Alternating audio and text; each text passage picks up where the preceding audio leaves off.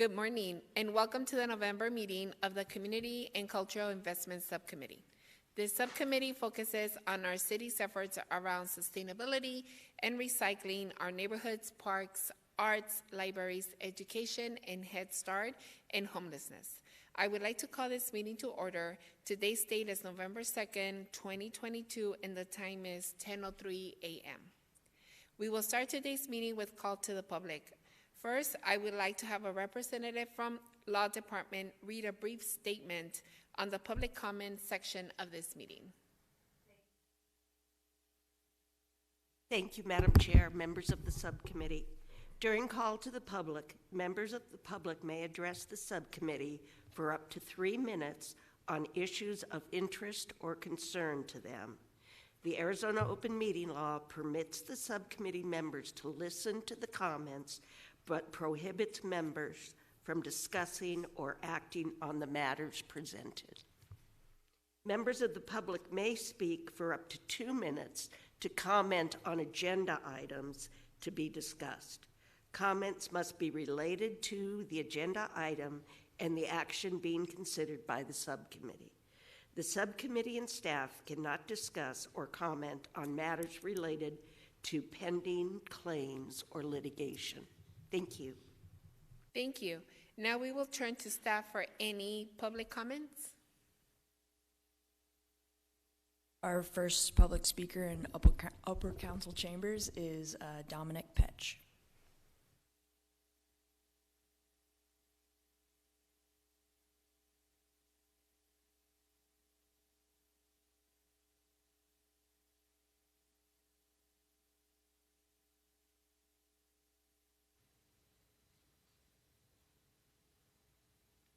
One second. Is the mic on? Yes. Okay. Good morning, City Council. My name's Dominic Petch, but the homies call me Lil Pfizer. I'm going to save my rap for the very end. I'm here to speak about the biggest problem facing Phoenix right now, white supremacy. As leaders of Phoenix, I need you all to start speaking up. Silence is not okay.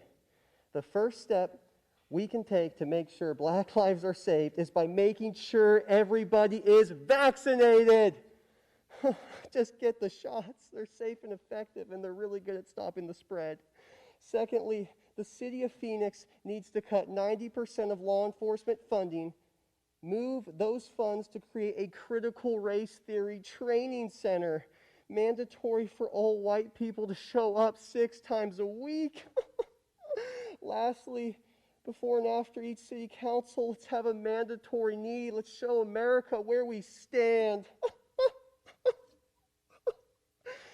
The first thing I do when I wake up in the morning is I listen to Sean Keen's podcast. Yesterday, I found out my wife slept with Sean Keen behind my back. She asked if I was upset. I said, "Sweetie, this is the best day of my life." To everyone in Phoenix, if you support voter ID, you are racist. Voter ID is rooted in white supremacy. I'm literally shaking. To my guardian angel, Anthony Fauci, make us a vaccine for white supremacy. Let's end racism by rapping. Let's go. If you want to end white supremacy, put your hands in the air and follow me. Hey, if you want to end white supremacy, put your hands in the air and follow me. Hey. Now while they stand tough, notice that these members do not have the hands up. I need my vaccine. No ifs, ands, or buts. 5 boosters later, it made me nut. I'm the vaccination king. I'm a vaccination freak. Hit me up on IG, your boy Dom _. Let's save lives together. Get vaccinated. Mandate vaccines. Thank you. Any more people for a call to the public? Our next virtual speaker is Chris. Chris is not on the line. Is that all? Thank you. Next, we will move to approve the minutes of our October meeting. Is there a motion to approve the minutes from October 5th, 2022? Move to approve. Second. All in favor, please say aye. Aye. Aye. Any opposed? Motion passes. Now we will move to the consent items on our agenda, items 2 through 5. These items are the Home ARP Allocation Plan and 2020-24 Consolidated Plans, 2021-22 Annual Action Plans, Substantial Amendment, the Phoenix Public Library's Annual Application for Arizona State's Library State Grants in Aid Funds, First Things First Grant Funding, the Head Start Birth to 5 Background Screening Policy. Do I have a motion to approve consent items 2 through 5? Move to approve. Second. All those in favor, please say aye. Aye. Any opposed? Motion passes. Next on the agenda, we have items 6 through 8 for information only. These items are the Head Start Birth to 5 Monthly Report, September 2022, the Phoenix Great Start Program, an update on Colorado River Shortage Town Hall meetings. Would any of my colleagues like to hear more information on any of these items? Councilmember Garcia? No. Thank you. We will now move to items 9 through 11, which are for information and discussion. We will start with item 9, which is the Abandoned Shopping Cart Retrieval Program Update. We will begin with a presentation from Deputy City Manager Alan Stevenson and our Neighborhood Services Department. And I see our Director Spencer Self. Thank you.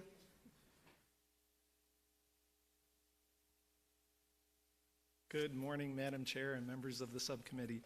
As you may recall, we recently entered into a new contract with our abandoned shopping cart retrieval vendor and thought we would follow that with a presentation about the overall program and answer any questions you may have. Joining me today, I have Watsna Sayasan, who is temporarily overseeing our Neighborhood Preservation Division while we recruit to fill that position. Our abandoned shopping cart retrieval program picks up discarded carts throughout the city and returns them to the retailer they originated from. It was designed to address increasing resident concerns about hazards to pedestrians and motorists, as well as to eliminate blight in our neighborhoods. The program responds to resident requests to remove carts from sidewalks, along rights-of-way, and in alleys. We also refer cart cases to appropriate departments when carts are on other public properties, but inaccessible to our retrieval vendor. We'll touch on that more in just a moment. Finally, we also provide strategic proactive retrievals in certain areas where we know there is more activity. I will now hand it over to Watsna to outline the process. Morning, council members, members of the subcommittee. The process for retrieval generally begins when a complaint is made from a resident. It can be made via phone, email, through our website, or through the My Phoenix 311 app. Next, staff will confirm the location and the number of carts at the site before forwarding to the vendor. Our current vendor is Arizona Cart Services, which we call ACS. Once the vendor receives the request, they have 2 days to collect the cart, which they will return to the originating retailer. The vendor then provides detailed information back to staff, including the number of carts found, how many were returned to the retailer, and whether the retailer has cart retrieval services. For last fiscal year, ACS's average response time was 1.85 days. As I stated previously, ultimately, once the carts are retrieved, they are returned to the retailer that is identified on the cart. As part of the program, NSC educates retailers about the negative effects of abandoned carts on neighborhoods. NSC also encourages retailers to not only utilize ACS's contracted services, but to also utilize technology on their sites to retain carts on their properties.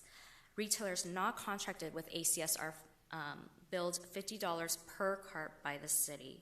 Now I'll pass it back to Spencer to present on the current status of the program and details related to the unique retrieval situations that are beyond our traditional process that I just outlined. Thank you, Watsna. As you can see on this graph, our total number of carts collected historically sat around 3,000 per year. In the last 2 years, we've seen a dramatic increase, and last year we were at approximately 3 times that amount at just over 9,000 carts. In case you were wondering which retailers we collect the most carts from, I doubt you will be surprised to see that they are the most common grocers in the city, with Fry's, Walmart, and Safeway as the top three. What you may find more interesting is the top three retailers that do not have their own cart collection services, which are Home Depot, Goodwill, and Walgreens. These three retailers are also the top three in regards to outstanding balances, with Home Depot approaching $12,000 in arrears, followed by Goodwill at a bit over $5,000 and Walgreens at around $2,400.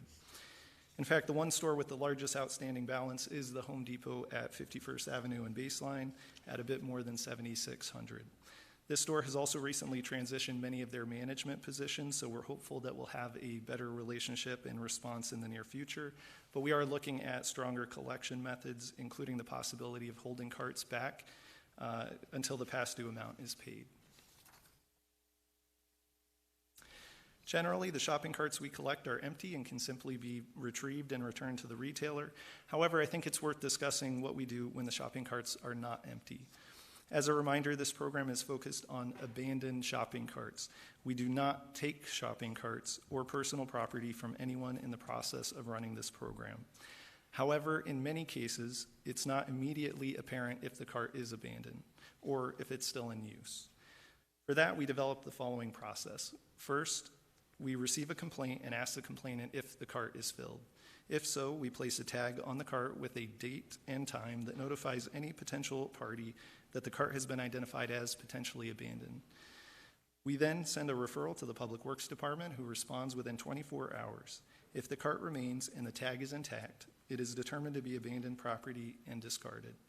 Public Works then will notify us that the cart is empty and it can be collected by our vendor. While the majority of shopping carts collected by this program are in clearly visible and accessible spaces, we also have some collections where more coordination is needed. This includes difficult to access spaces on city or other publicly owned land, such as the conveyance channel south of 51st Avenue and Baseline, or canals. If a cart is in one of these locations, we refer the case to the appropriate party, who will retrieve the cart from the difficult to access location and place it where our vendor can more easily access it. I would also note that due to limitations in our legacy IT applications used to support this program, there can be challenges in using the MyPhoenix 311 app to submit a request regarding some of these locations, as they require tying the latitude and longitude coordinates to a specific parcel address. Sometimes that doesn't work quite right, and we end up closing the request prematurely. We're working through this issue to see if we can provide a workaround that will provide better customer service. But in the meantime, if any of our residents run into that particular error, we encourage them to call us at 602-534-4444 or shoot us an email at blight@Phoenix.gov. Our bus shelters and stops are another area where carts are frequently discarded by transit riders. Our vendor, ACS, has an established relationship with the vendor who cleans up those stops. When they identify carts when doing their regular cleaning, they will refer those directly to ACS for collection. Finally, we don't have authority to enter into private property in order to access abandoned shopping carts, and so if they are on private property, we work through our normal code enforcement process to engage, educate folks, as well as give them instructions on how they can put that in an area where we can retrieve those. That is the conclusion of our presentation, and we would be happy to answer any questions you may have. Questions? Councilwoman Ansari? Thank you, Chairwoman. Thank you, Spencer. I'm so glad that this program has been a success thus far. I have a couple questions. First, I'm wondering, why do you think there's been such a significant increase over the last couple of years in abandoned shopping carts? Sure. So that's an interesting question. Certainly I know that over the last few years we have seen a significant increase in the number of unsheltered individuals in our community. However, that's been going on a little bit more than the last 2 years. So it's hard to say that that's specifically a cause. However, it may also be, again, due to the implementation of MyPhoenix 311, which has been in the last couple of years. We may see more folks submitting requests. And just general awareness of these issues in our community. Okay, so it's not necessarily that overall the number has gone up, but you're just saying significantly more reported. That could be, yes. Okay. And then I know that some stores use technology that make the wheels lock once they have left the premises. Is that something that we have talked to some of these larger corporations about implementing?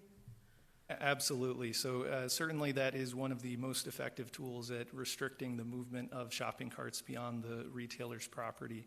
However, it's also significantly expensive to put in, especially after the fact.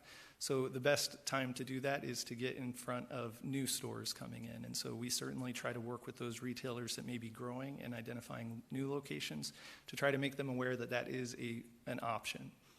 Okay, and then for the companies that you mentioned, and you said 51st and Baseline, that Home Depot's especially an issue, Walmart, Fry's, it seems like the $50 per cart, I mean, that sounds somewhat like pocket change for corporations of this magnitude.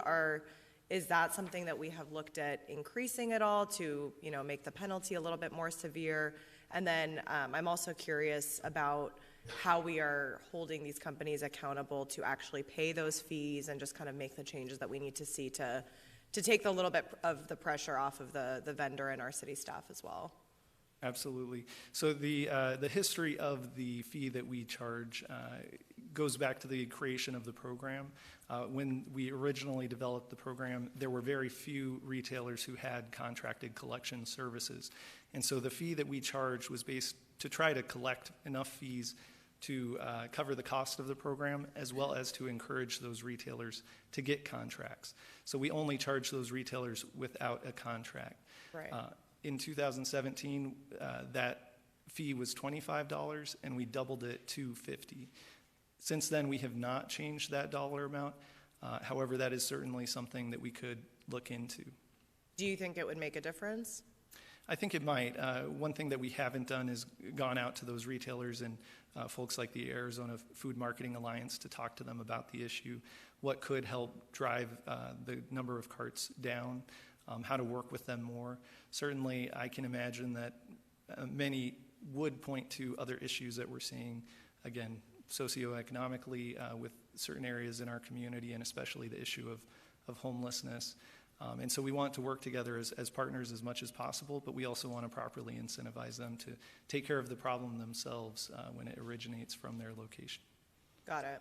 Well, I mean, there's no question there's larger societal issues at play, but I think this is more about keeping the companies accountable to do their part in not creating blight in the community. So I would be supportive of increasing it. I don't know if now is the time or it could come down the line, but maybe we can keep an eye on those locations in particular that are problematic. And you said there's been a change of management, so I think we can allow some time to see how that plays out. But in places where they've had enough time and they're still not complying, I think everyone needs to play a part in making sure the communities stay clean and safe. So, thank you. Councilwoman Stark. Thank you. I guess I want to piggyback on that. I'm kind of surprised companies like Home Depot and Walgreens don't have some kind of contractual service. I know that shopping carts are quite expensive. So if there's a way we can incentivize, I'm all for that. I'm quite surprised some of those big companies aren't already contracting. So I would support looking at an increase. Yeah, I think I would support that as well, an increase. And then I also think that, we're always, as a city, really good on bringing in partners. We are the big city in the valley, and we always try to figure out a way to work with people and making sure that we're able to work as a team. But then at the same time, our constituents are paying the consequences for this. I think 24 hours, I think 2 days to pick up carts. I think it's a long time, especially in our parks. I think we need to figure out on how is it that we can retrieve those shopping carts a little bit faster than that, hopefully within 24 hours, just because our children play in the parks. We have a lot of activity in the parks during the day. And I also think that on our contracts, we should also figure out a way on how is it that we can add more teeth so we can really hold these companies accountable for the work that they have to do. So I'd be more than happy to look at that and figure out how can we add more accountability and more teeth to these contracts to making sure that everything gets picked up. But thank you for that presentation. Any other questions or concerns? Well, thank you. Now we will move to item 10, the homelessness plan update. We will begin with Deputy City Manager Gina Montes in the Human Services Department in the Office of Homelessness Solutions.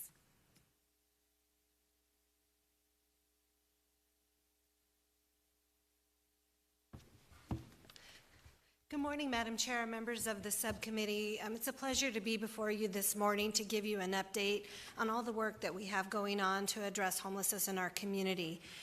Under your leadership, and we've worked with each of you individually in terms of your issues in your district and both the impacts on the community and also addressing the need out there and the people who are suffering in our community, and how do we implement all those strategies that you previously approved and that we have support from the community on and proceeding into the future.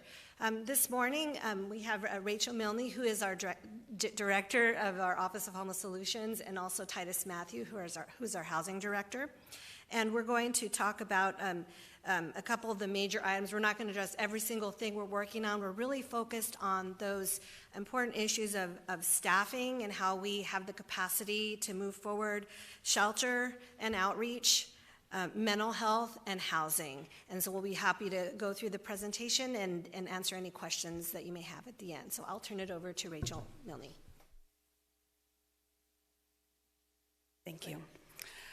Madam Chair and members of the subcommittee, I'm pleased to be here this morning to give you an update on the recent progress of the Office of Homeless Solutions and to give you information on our current priorities. Here's an overview of the topics we will cover today, spending the majority of our time on our progress building new shelter beds, bringing new shelter beds to the region, but also touching base on areas where we've made significant progress over the last several months. We'll be joined by Housing Director Titus Matthew for an update on his affordable housing initiatives. The Office of Homeless Solutions was officially established a few short weeks ago. It is a function of the City Manager's Office, reporting to Deputy Director Gina Montes. The City Council approved the addition of 9 new positions for this office, several of which will have direct interaction with the community, and this increases our total staff to 22. We've hired 2 management assistant 2s, one to focus on the strategies to address homelessness plan, and the other to focus on data and external dashboards, a long-awaited and much-needed position in the city. To support our outward community-facing functions, we are hiring 2 project coordinators, one to lead our established homeless outreach team, and the other to lead our newly established homeless liaison team. We've hired 3 homeless liaisons whose positions were modeled after neighborhood specialists. The liaisons will work with people experiencing homelessness, homeless service providers, businesses, neighborhood leaders, and other city departments to address areas that have an overrepresentation of encampments or unsheltered individuals. This is our new organizational chart. All of our newly created positions are highlighted in yellow. And I'd like to just take a quick moment to recognize Scott Hall, who is now the Deputy Director of the Office of Homeless Solutions, and he's really in charge of sort of the whole middle part of this organizational chart, all of the outward-facing functions, our outreach teams, our liaison teams, and all special projects. This slide demonstrates the 3 projects that came to fruition earlier this year in order to create indoor shelter space prior to the heat of summer 2022. First, Central Arizona Shelter Services expanded its single adult shelter to 600 beds from 425, a net gain of 175 additional beds. Next, the City of Phoenix helped the Human Services Campus install a sprung structure, which is a soft-sided structure that shelters up to 100 people per night adjacent to the Human Services Campus. And finally, the city transformed one of its own buildings to be used as a shelter. The city covered all of the building expenses, and Maricopa County contracted with St. Vincent de Paul to operate the shelter that serves 200 people per night. This ongoing funding partnership was approved by the City Council last week, and it is continuing through December 2024. And here we've got some pictures of the Washington Relief Center before it was operational. Now it's a very bustling operation, sheltering 200 people a night, providing 3 meals per day with on-site case management, employment services, behavioral health services. They have multiple partners that actually come to the site to bring services right on site, such as Circle the City, whose mobile units visit twice per week to bring their medical and behavioral health teams directly to the guests, so guests don't have to leave the site for services. We have several slides for you today to discuss all of the shelter projects we have in the works. I'll go through each one in detail. The city of Phoenix is providing $4 million in funding to Community Bridges for the establishment of the North Mountain Healing Center, located off of 25th Avenue in Peoria. CBI also received funding from Maricopa County for the project. The city's funds will be used for a portion of the acquisition, and the county's funds will cover the remainder of the acquisition and the rehabilitation necessary to make it a functioning shelter. The North Mountain Healing Center is on track to open in June of 2023.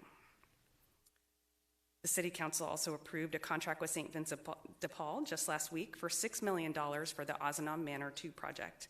This project is funded equally by Maricopa County, the Arizona Department of Housing, and the City of Phoenix. Funding will be used for the new construction of a 100-bed transitional housing project adjacent to their current 60-bed Ozanam Manor project. This project is currently under design and expected to be completed by March of 2024.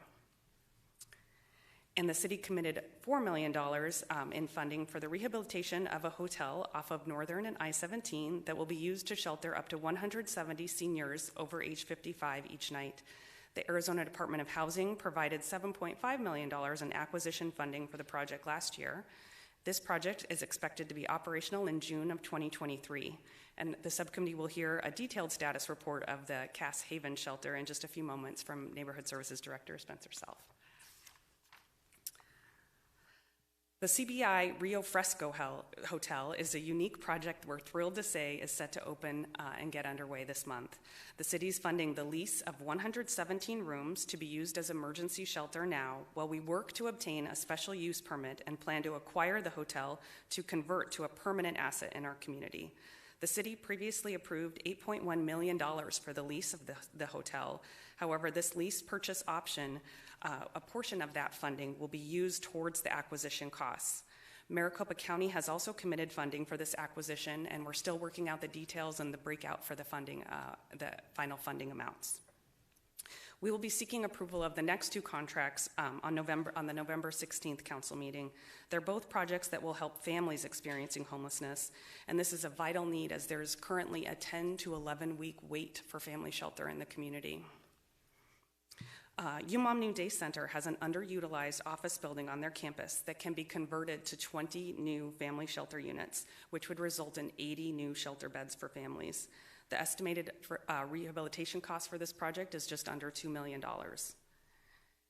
And Salvation Army's family shelter currently consists of 3 12-unit buildings.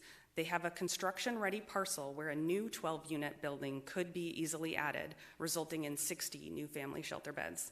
And the estimated cost of this project is $6 million. Here are our last 2 projects in progress. The City Council approved our contract with Lutheran Social Services of the Southwest in September, allowing us to create pocket shelters throughout the city. They'll be hosted in various congregation spaces, serving 10 to 12 people per night. We're working with Lutheran Social Services to determine the daily meeting place and the congregations that will host this program. The shelter beds are expected to come online in early 2023. And finally, the city has identified an 8-acre vacant parcel where we plan to construct sprung structures to serve 200 people tonight in congregate settings. The parcel is large enough to also allow us to have non-congregate units on site as well, and we're planning for an estimated 40 non-congregate beds at the site. The City Council approved our architectural services contract last week, and we are well underway with site design, which will include a total of 3 sprung structures, 1 for men, 1 for women, and 1 for community space, as well as a pet relief area, storage, restrooms, and lots of outdoor space. This project is a partnership with the Arizona Department of Housing, who has committed $7 million for the construction, the operation, and an employment program where we'll be partnering with St. Vincent de Paul. Guests at the shelter will be able to have immediate employment opportunities and will become St. Vincent de Paul employees. The site is surrounded by other City of Phoenix operations, including Public Works, Transit, and Fire, and we'll be working to create a workforce component with opportunities for guests to become City of Phoenix employees as well. In summary, prior to the heat of this past summer, the City of Phoenix brought on 475 new beds to the community. And over the next 2 years, we have an estimated 769 new beds, over 600 of which we plan to get on board prior to the heat of this summer. The city is starting a new model, one which we has not been the norm over the last decade, where the city is taking the lead on operating its own, opening its own shelters, not limiting our assistance to helping nonprofits operate, but actually owning shelters ourselves and contracting out for shelter services. When we do move forward with the city-owned shelter, the Office of Homeless Solutions has developed a blueprint based on our task force recommendations, where we commit to extensive neighborhood outreach, communications with surrounding communities and businesses, good neighbor agreements, closed campuses with no walk-up services, street outreach teams that will transport new clients on a referral basis only, and small regionalized shelters with 200 max in congregate settings. The city issued a request for qualifications earlier this month, which will result in a qualified vendor list, which we will be able to use to quickly staff and operationalize our future shelter, heat relief, and supportive service projects. All new city-sponsored shelters will have storage components so that belongings are not a barrier for clients to enter shelter. To date, we've added client storage programs at the Human Services campus, both on campus with 180 new storage units, and at Respiro, the Human Service campus sprung structure with 100 new storage units. We've also ordered a shipping container that has been customized to be used for individual storage. This first container has been received and will be used specifically for abandoned property as we work on enhanced cleanups around the Human Services campus, but this model will also serve as a pilot for us for future endeavors. That's the conclusion of the shelter portion, but we're doing much more than just opening new shelter beds. We have the City of Phoenix is the largest street outreach funder in the community. We've typically funded, obviously, Phoenix Cares. We have veteran outreach. We have outreach specifically for justice-involved individuals. But this year we started 2 new shelter operations. First with Phoenix Rescue Mission, new street outreach operations. First with Phoenix Rescue Mission, targeting their outreach in the North Phoenix Sunny Slope area. And this partnership was vital this summer in our work on the canals. And second, we established a new street outreach contract with CBI so that we would have dedicated outreach teams targeting the unsheltered population around the Human Service campus. These teams have EMTs on their teams to immediately address emergency health issues for the unsheltered around the campus. We're truly excited about this. Oh, sorry. Just as a follow-up, I know there's other organizations as well that do outreach and are out in the community, like the House of Refuge, New Freedom. What kind of input or interactions do we have with those organizations, or do we just let them kind of move in their own wheelhouse? So we, Madam Chair, members of the subcommittee, we certainly work with all organizations, and specifically we do that work through the continuum of care that has an entire committee dedicated to outreach. Our City of Phoenix funding is not limited to, but it's dedicated to the CBI teams and the Phoenix Rescue Team. But we definitely work with all of the other outreach teams through the continuum of care. Perfect. I appreciate that. I think we need to emphasize that a little bit more. I think we do need to remind the public that we have a strong partnership with various organizations throughout the city that are doing good work, and sometimes when we talk about what we're doing, I think we neglect the great organizations out there that really are our partners. Good. Thank you. Good point. Speaking of another good partner, Mercy Care, we are excited about the $9 million contract we have with Mercy Care. This is the city's first foray into behavioral health, so we're working really closely with Mercy Care on this project. In fact, Scott and I just had a phone call with their team yesterday that was really fruitful. You may have seen their billboards that are popping up all over the city. Mercy Care is working hard to get the word out on this program so that we can bring this resource to uninsured and underinsured individuals, and they can have access to behavioral and substance abuse treatment. We've also implemented 2 new workforce development programs in the last year. First, we partnered with our Workforce Development Division and the Human Services Department to create a new position dedicated to bringing our city's federally funded Workforce Innovation and Opportunity Act programs right to people living in shelters. This new employee is co-located at UMOM New Day Center and the Washington Relief Center and is actively helping individuals obtain and maintain employment, obtain credentials required for specific employment opportunities, and increase their skills. And then on October 12th, the City Council approved our new contractual relationship with St. Joseph the Worker and its Workforce Villages program. Phoenix will be supporting the housing costs for St. Joseph the Worker clients enrolled in the program, all of which agree to work with St. Joseph the Worker on financial literacy and enroll in their savings program, where they are required to save 75% of their earnings while in the program. And clients in this program exit directly to leases on their own with no subsidy or voucher assistance. I'd now like to turn over to Titus Matthew, Director of the City of Phoenix Housing Department, to discuss affordable housing initiatives. Good morning, Madam Chair and members of the subcommittee. I just want to give a brief update on three slides that are going to come up before you in terms of what the initiatives we have done in terms of helping the task force recommendations and how we are working with the Division of Homeless Solutions in creating more affordable housing. After adoption of the Housing Phoenix Plan by Mayor and Council in 2020, staff evaluated vacant parcels suitable for residential development. Currently, there are 144 parcels set aside for this purpose. These vacant parcels are located in districts 3, 4, 5, 7, and 8, and range in size from single-family parcels to multi-acre sites suitable for multi-family development. Currently, housing staff is working on release of the first request for proposals to be released in late November or early December, and the first one going out would be from District 5 at the Helen Drake Community Center, adjacent parcel. The Landlord Incentive Program was launched in 2020. It is a program created to incentivize private market landlords to rent to housing choice voucher holders. Incentives provides $2,000 for each housing assistance payment contract executed for a 12-month period. $500,000 was initial funding was provided with CARES Act funds, and subsequently additional $5 million was provided from the ARPA funds. Through September 30th of this year, total incentives paid out is $1,665,000. Housing Phoenix Plan looks to prioritize affordable housing preservation in addition to creation of new units. I'm pleased to announce as of September 30th, we have created and preserved 25,000 units and met 50% of the goal the Council had laid out.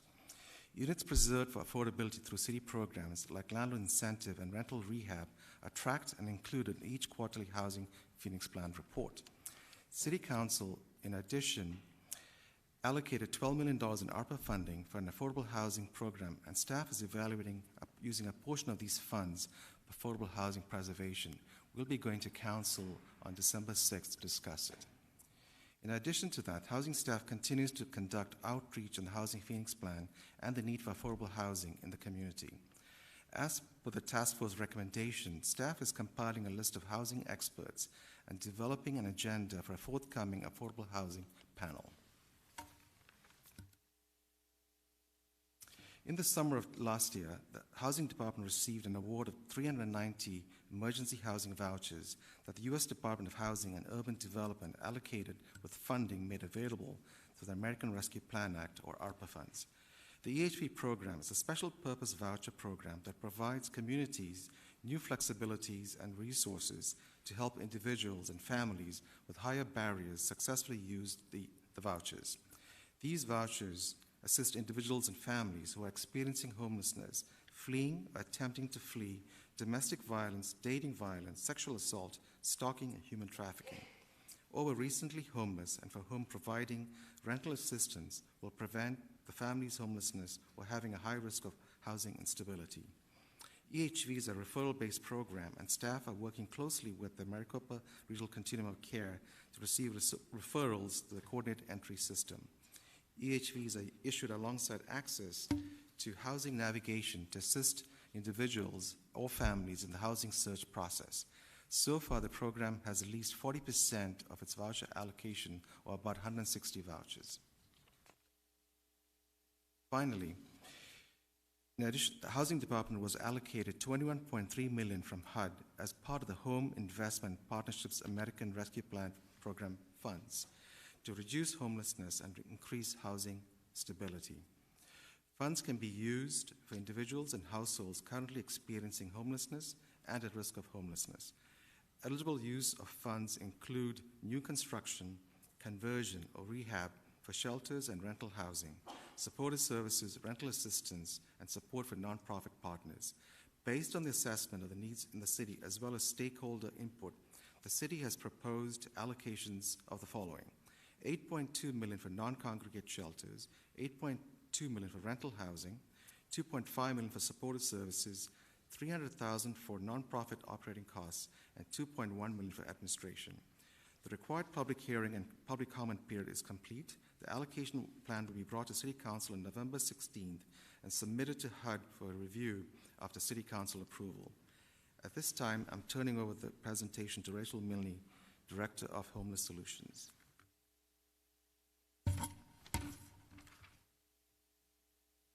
Thank you. This chart depicts funding dedicated specifically to homelessness programs and projects where we have either spent funds or are committing funds. The first $50 million of ARPA and CARES Act funds were used to stand up several projects, several of which have already completed in 2022, but other projects were intended to be ongoing and operated through December of 2024, such as shelter operations, rapid rehousing, and street outreach programs. The $51.5 million in ARPA Tranche 2 is being utilized for large capital outlays, a lot of which I've spoken about today, and also operational funding for projects we'd like to continue for the next 2 years while we have the opportunity to utilize these ARPA funds. The last three buckets on this chart depict what I consider our annual funding sources, received each July 1, dedicated to homelessness. We're grateful for our Community Development Block Grant, Emergency Solution Grant, and General Fund dollars that we use for our operational sources for shelter operations, rapid rehousing, street outreach, Phoenix Cares, etc. The Office of Homeless Solutions is not letting up. We realize we have so much work to do. In 2023, our focus is going to be to continue to work through solutions identified in the strategies to address homelessness plan. We're excited to finally have an in-house data guru who can help us make our data-driven decisions and help us be a better data partner with MAG and the COC. We continue to fill our vacant positions and we'll do that as soon as possible. We're filling these positions with the right people, experts in their fields, people that will help us make real progress in this work. And we are planning now for the summer of 2023 heat response. We want to get to a place where we have an annual heat plan and proven options that we can turn to each year when implementing our response. We're also looking to find operational funding for all of these new capital investments that are coming online. We're working with our regional projects partners on this issue and need to engage the private sector on a plan to sustain these operations. And of course, perhaps the most important, we need more affordable places for people to live. We will work closely with Titus and his team to increase and preserve affordable housing options so that people in the homeless service system have the ability to exit quickly into a safe and permanent unit.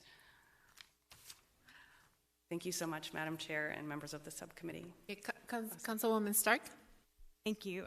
Just going back to the 2023 focus, I'm curious, I know that the legislature is talking about affordable housing and perhaps one of our bullet points might be outcome of whatever discussion is ensuing at the legislature. And I'm looking at Alan because I think he's been at a lot of those meetings and I don't know what kind of direction they're moving towards, but I think we need to be ready if we do perhaps see legislation? I mean, maybe could we have Alan come up for a second and he can give us a brief update on what's going on? Come on over, Alan. I suspect there might be some outcomes.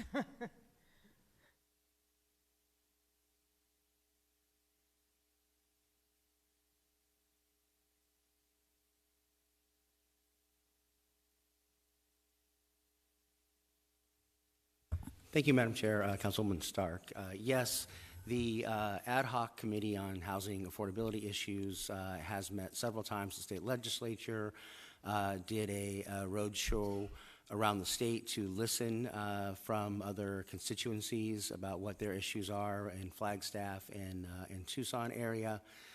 They have canceled the last couple of meetings, but have some coming up where we anticipate getting some of their proposed suggestions and solutions out of that then ultimately would have to be taken and created into a bill form come the next legislative session in January that is looking at housing affordability overall. It's not just focused on truly affordable housing. It is much more focused on trying to increase housing overall in that effort. That is much more about ensuring that there's a fast path to build and construct new housing, but not so much focused on affordability issues and some of the things that would be most in need to help people who are experiencing homelessness.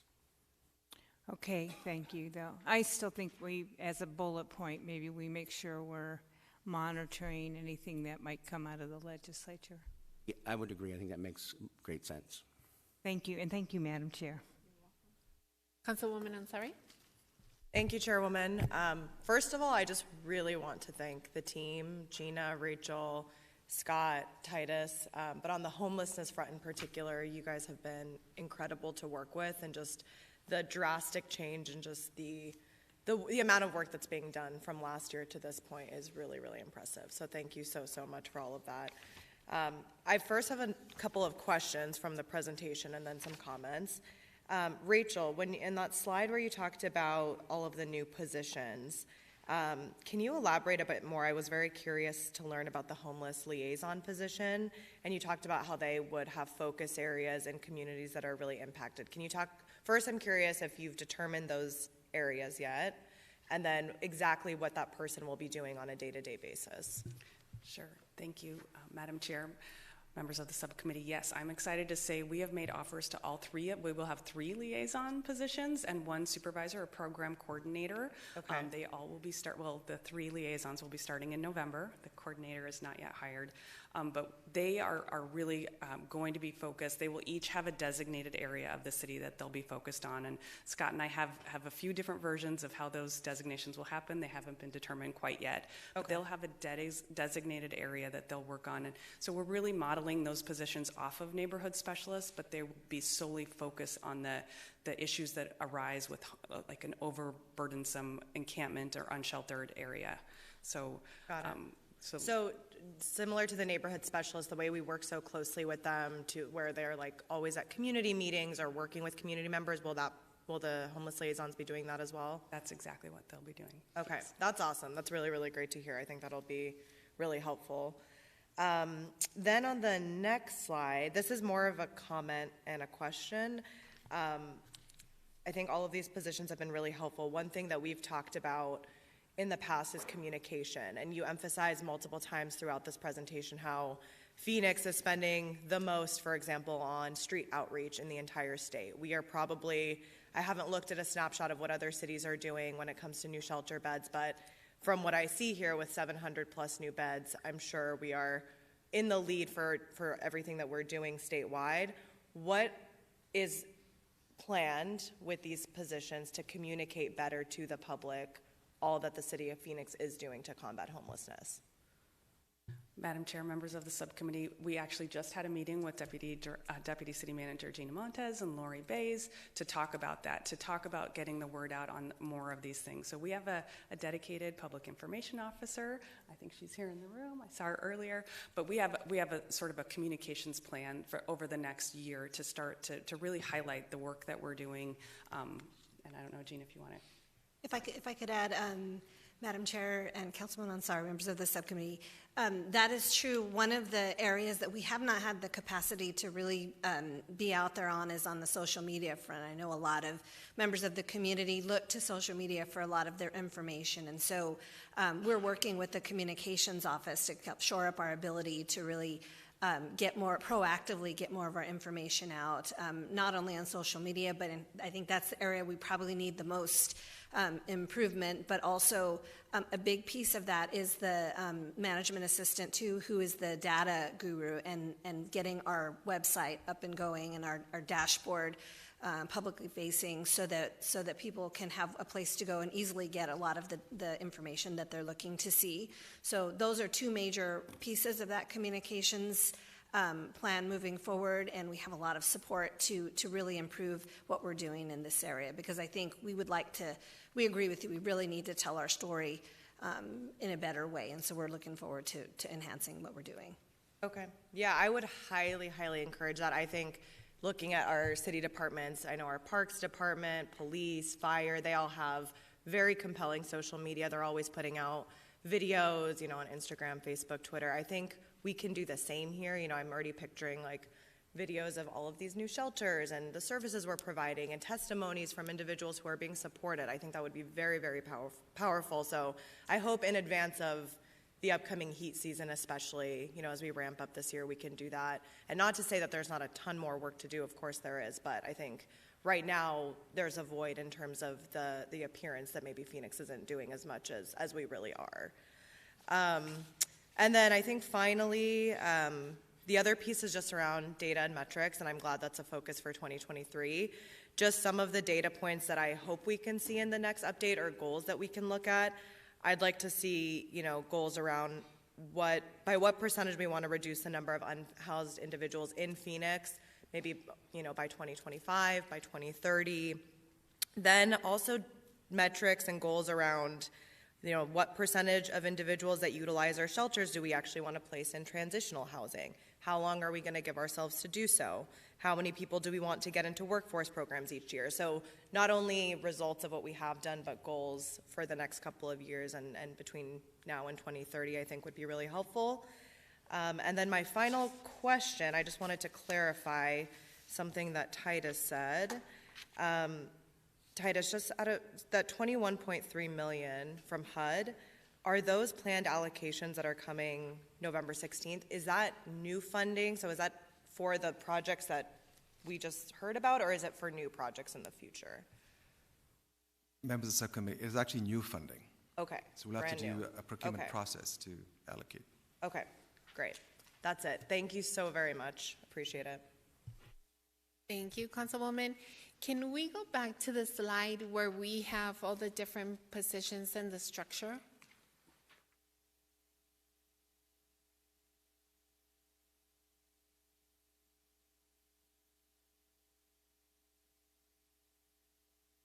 So here where we have 1, 2, 3, 4, 5, 6, 7, 8, 9 vacant positions, right?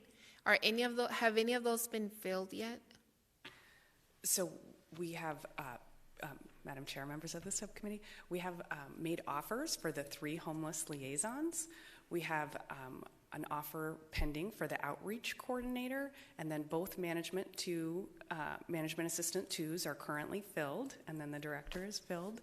So the only 2 positions that we don't have sort of a plan or don't have a person sort of pending for is the community program coordinator over the homeless liaisons and the project management assistant.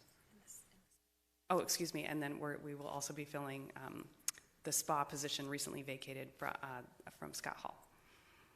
Great. Just because I just think on these positions, we should just make sure that we figure out a way how to work closely with the HR department to figure out a way how do we cut some of the red tape. Not that we would lower our standards in terms of having qualified people working for the city, but how is it that we can make sure that we don't go very long with having these positions open, just because we do tend to have that issue, and this is something exciting, that's new, that's great, that it's going to be helping us with all the different efforts that we're doing throughout the city. So whatever we can do to be helpful in terms of being helpful to you guys, making sure that we do hire all of these positions, please let us know. I would not like for me to be sitting up here in 3 months and we still have a couple of these positions open. So whatever we can do to be helpful to all of you, let us know, just because I do feel, and I know I sound like a broken record, we do need to expedite on how we hire people at the City of Phoenix, but on this one, I definitely think that if you guys need any support, just to let us know. And again, just echoing what my colleagues are saying, I'm very grateful and very excited for this plan, for all the great work that everyone is doing here. And I'm happy that we're bringing this in the city and that we're able to make more strides than ever before, and looking forward to seeing the results of all of this. Thank you. Any other questions, comments? Chairwoman. Councilmember Garcia? Thank you. I'm really excited and seeing this kind of investment through creating this office and the folks that are going to be coming on. We are seeing that the investment that we have made, has given positive dividends. Where we have folks being able to support each other. I think we've seen the difference. We've been able to get jobs, housing, medical care, and a lot of different things, just, learning and seeing what we've done on 28th Street and some of the other work that you all have done. I think what's coming next, and we've seen other cities, is figuring out, we have a lot of plans. We now have staff to implement the plans. What does our funding sources look like moving forward? We've seen other cities like Denver figure out sustained funding that's specific for this. And so I think that's the next step. I'm not asking for answers now, but I think figuring out what that looks like, whether it's through bond programs or whatever that looks like. We got lucky that, not lucky, but obviously we were able to use pandemic relief funds to support in some of this work. But I think it's going to be important for us moving forward to make sure that we solidify a source for funding for this work moving forward. I do also want to caution from what's happening at the state ledge and also from ourselves when it comes to stats and metrics or over promising things that, we really don't know if we're going to be able to. I know some of those state bills that were out there last year, made cities that accepted funding reduce the population by a certain number. I think it's really hard, and I'm sure you all would attest to this, to actually determine those things. So I would, obviously figure out ways in which we can measure our work and our success, but I prefer that be through stories, through knowing how many people are sheltered, that sort of thing, not getting ourselves caught in the trap of saying we're going to reduce it by so much percentage, also without knowing how many more folks are going to be entering, becoming unsheltered. One of the questions I had for Titus, you mentioned vouchers. One of the continuous things we keep hearing from folks is that the vouchers sometimes expire or folks aren't able to use them. Can you speak to that and what happens when someone has a voucher that cannot be accepted, or that is not being accepted? Madam Chair, members of the subcommittee, and Councilman Garcia, currently we have streamlined the voucher process, and what we do is when we issue a voucher, we actually give the participants 6 months or 180 days to search for a rental unit.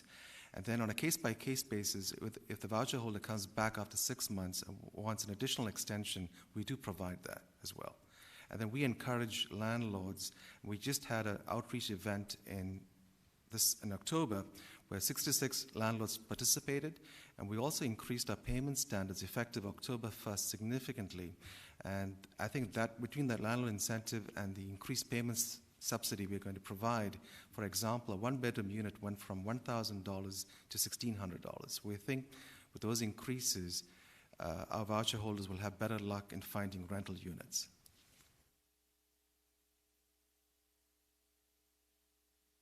Okay, thank you. I think we're having a conversation later on today, trying to figure out how how we can prevent discrimination on income source. And so hopefully that we can get that done, and that would too be helpful. Last thing is just, again, really grateful for you all, really grateful for the manner in which the work is being done with Service First. I think, and taking into consideration the unsheltered folks, I think that's going to be priority, especially when these specialists come on. I would really appreciate for them to think about the unsheltered folks, not just the folks that are, you know, pushing to try to figure things out. I think all voices should be heard, but we should definitely center unsheltered folks as we move forward with decisions. And thank you all again. Thank you.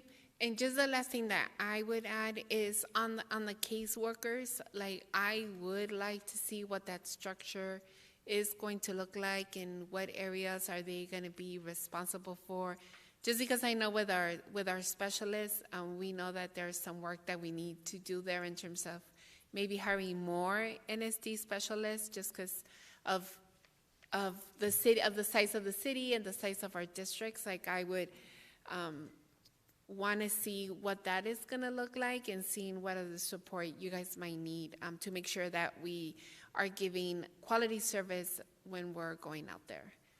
Any other questions, comments? Thank you. Thank you, guys.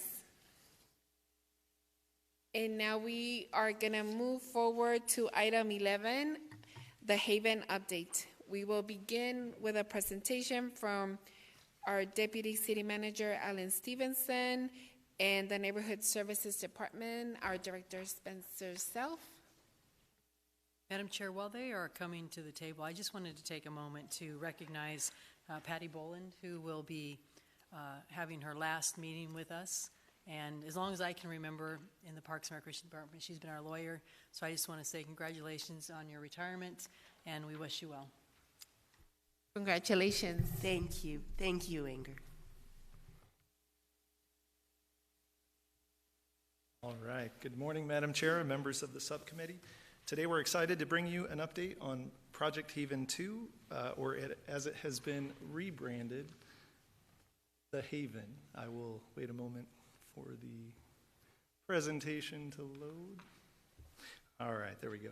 So I had this fun little transition there where I click and then it crosses. Anyway, all right. I'm joined by Jessica Gonzalez, our grants administrator for the Neighborhood Services Department, and Lisa Glow, the Chief Executive Officer of the Central Arizona Shelter Services, or better known as CAS. Starting with a bit of background, in response to the COVID-19 pandemic, the federal government issued a series of funding opportunities to give state and local governments the ability to provide relief for and protection for their residents. This included the CARES Act, which among other funding included community development block grant funds. Our City Council recognized the increased risk of transmission and negative health outcomes for our most vulnerable residents, including our unsheltered population. Following their successful partnership with the city on Project Haven, a temporary homeless shelter using another Phoenix hotel, CAS applied for funding to acquire and rehab the former Phoenix Inn at 27th Avenue and Northern, a project which they called Project Haven 2, or as I mentioned previously, CAS has since rebranded this project to simply The Haven. On July 1st, 2021, the City Council approved an award of $4 million to that effort. It's important to note that The Haven was proposed as not only a response to the immediate concerns related to COVID-19, but also part of the solution to the larger problem of homelessness in Phoenix. As such, it met several of the priorities identified by the city in the Strategies to Address Homelessness plan as a smaller shelter with reduced barriers and a focus on integration with the neighborhood. The project will target clients experiencing homelessness over the age of 55 and will accept couples.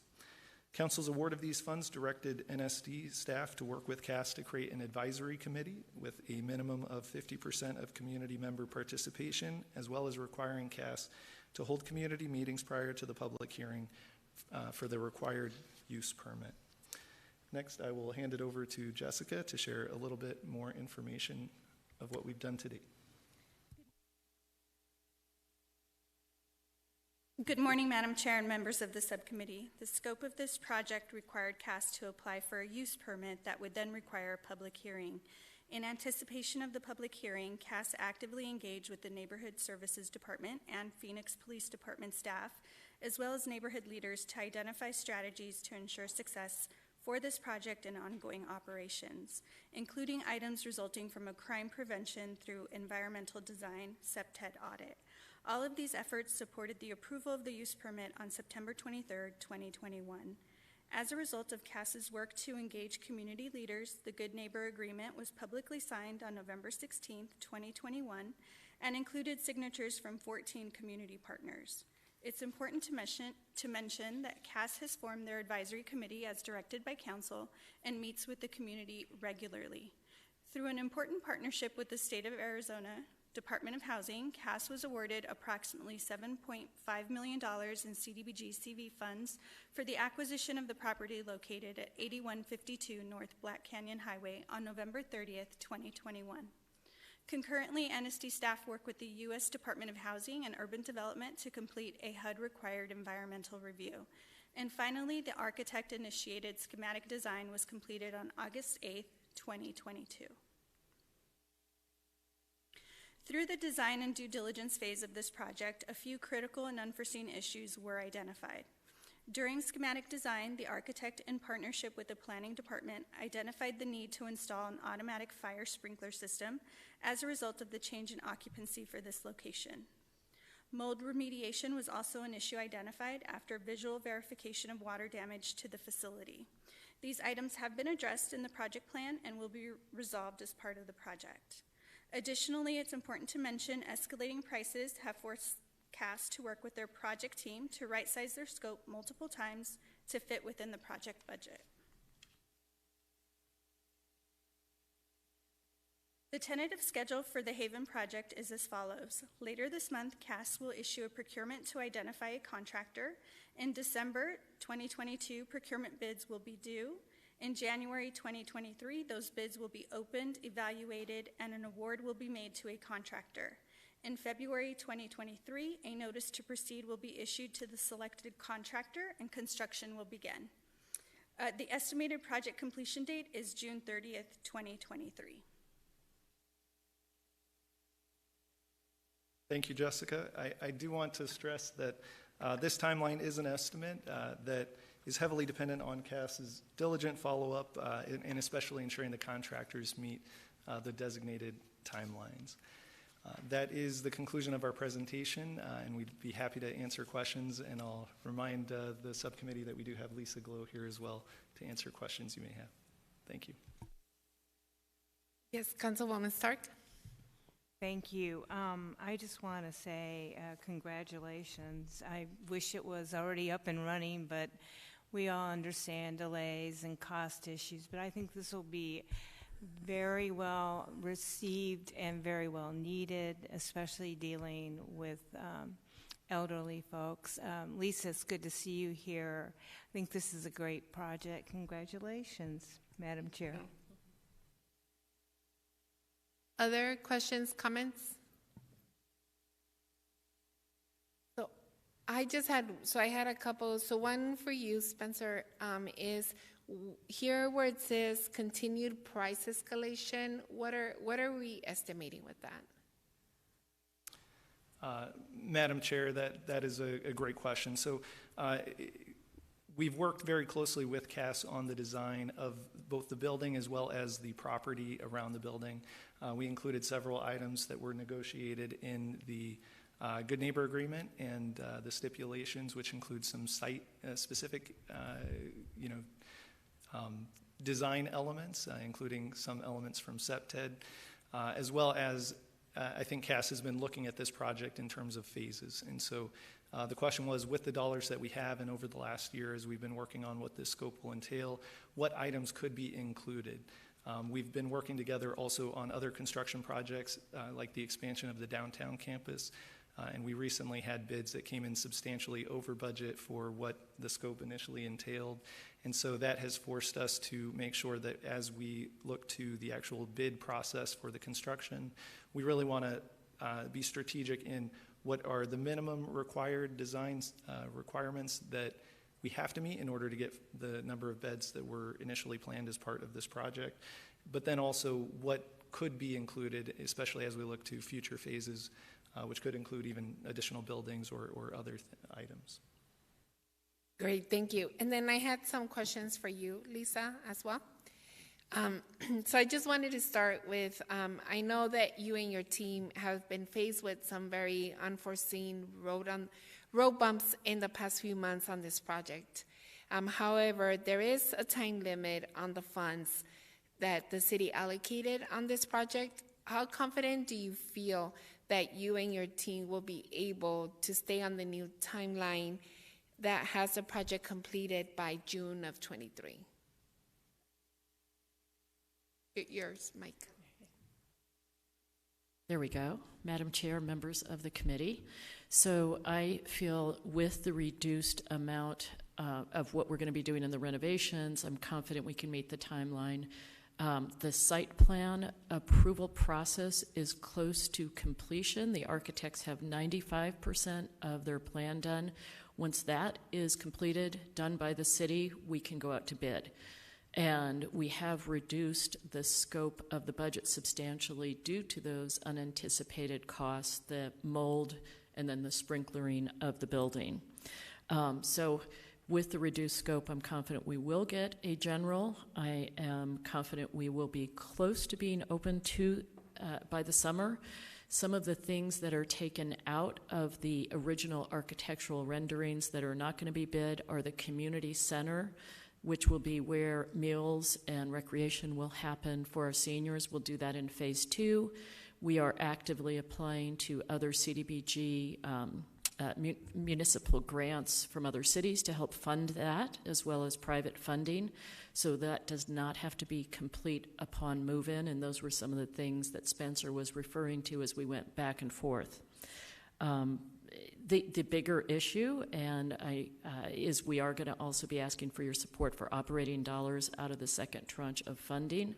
I'm hopeful that the city, the county, and other cities who are providing support already will be enough funding to support opening in the summer. We have a revenue plan, but I would be remiss if I did not bring that up here today, that is a real factor.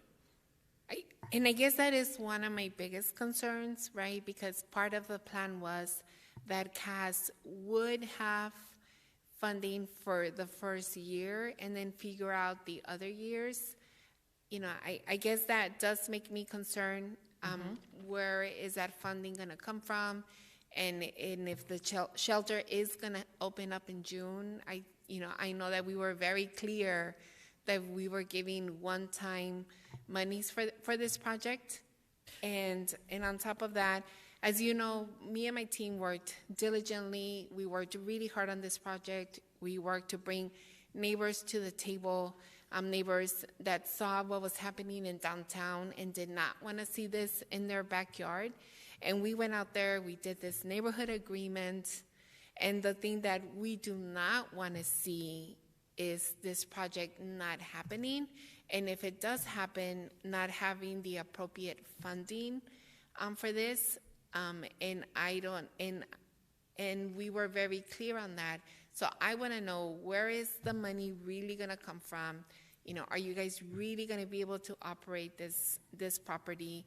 Because at the end of the day, I'm the one that's going to have to go face the constituents if this is not done correctly in a timely manner. And we are in a timeline for June of 23.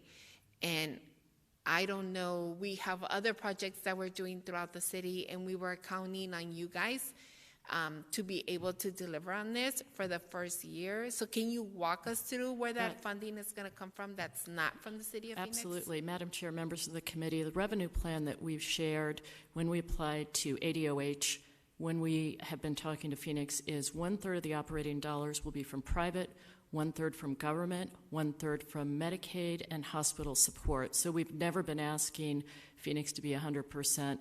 But as we get closer and the deadline gets here, we would hope that consideration would be provided. ever expect Phoenix to 100% fund. I know a lot of new programs have opened and need to continue and are being 100% funded for their services. So as the CEO of CAS and prioritizing getting it open, I just felt it was necessary that I communicate that. We are getting funding from other cities as well. We have cities who want to support it and will continue to provide funding to the downtown shelter. So it's never been, we were asking Phoenix for 100%, but I did feel I should bring that up since I know you're making decisions on your ARPA tranches coming up here, and we have been trying to have that conversation as well.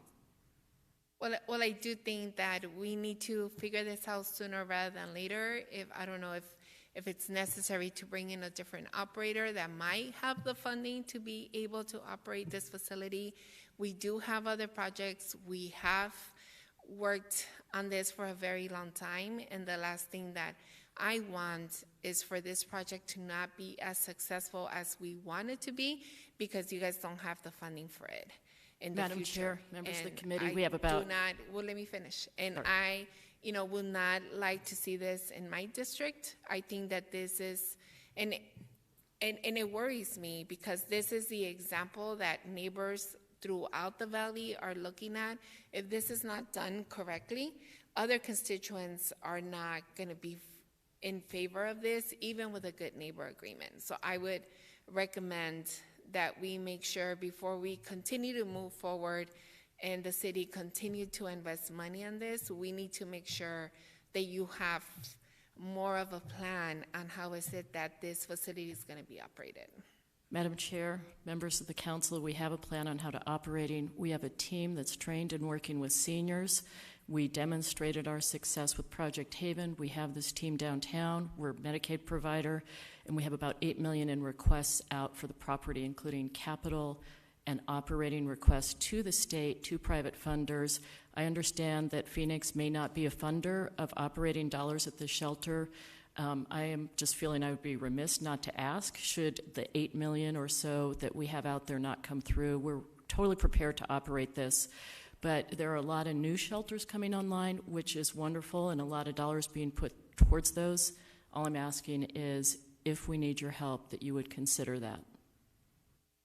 Well, like I said, I think that, we've put that money aside for other stuff, and I would recommend that you really work on a plan on how this is going to get funded from other sources as well, because that is what was committed to the city. And I just don't like when things change this way, because there are other council members in other parts of the city that we also need to build these shelters. So I would like to see that in writing as we're moving forward, because we promised something to neighbors almost a year ago, and I want to make sure that we can deliver, and that we have other constituents throughout the city also see this as something positive and are excited to see it in their backyards. Thank you.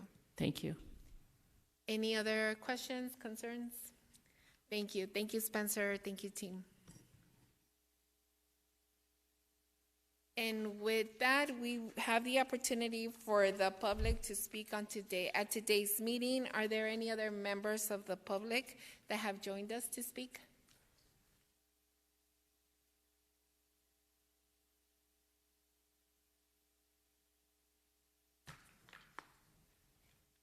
We do not have any speakers on the line. Great, thank you for that. And for future agenda items, do any of my colleagues have anything that they would like to add to the agenda for next month? No? So with that, I just want to thank everyone. This is the last item on the agenda. I want to thank my fellow committee members, all of our city staff, and the members of the public who participated in today's meeting, and the meeting is adjourned. Thank you.